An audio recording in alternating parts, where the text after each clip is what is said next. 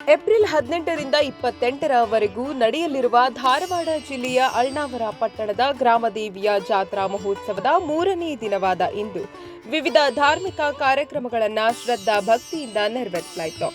ವಿಶೇಷವಾಗಿ ಏಪ್ರಿಲ್ 20ರಿಂದ 22ರವರೆಗೆ ಗ್ರಾಮ ದೇವಿಯರಾದ ಶ್ರೀ ಲಕ್ಷ್ಮೀದೇವಿ, ಶ್ರೀ ದುರ್ಗಾದೇವಿಯರ ಹೊನ್ನಾಟ ಆಡುವ ಕಾರ್ಯಕ್ರಮವಿದ್ದ ಕಾರಣ ಇಂದು ಗ್ರಾಮದಲ್ಲಿ ಸದ್ಭಕ್ತರು ಭಕ್ತಿ ಭಾವದಿಂದ ಪರಸ್ಪರರ ಮೇಲೆ ಭಂಡಾರ ಎರಚುವುದರ ಮೂಲಕ ಹೊನ್ನಾಟದಲ್ಲಿ ತೊಡಗಿದ್ರು. ಈ ಹಿನ್ನೆಲೆ ಮಾರ್ಗದುದ್ದಕ್ಕೂ ಎಲ್ಲವೂ ಭಂಡಾರಮಯವಾಗಿ ಮಾರ್ಪಟ್ಟಿತ್ತು.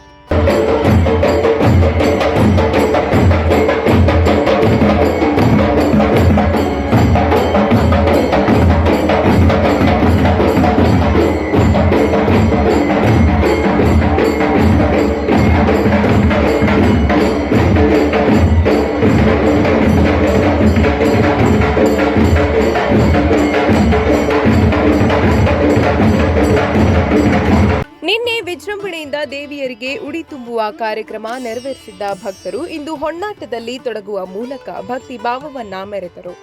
9 ಲೈವ್ ನ್ಯೂಸ್ ಧಾರವಾಡ.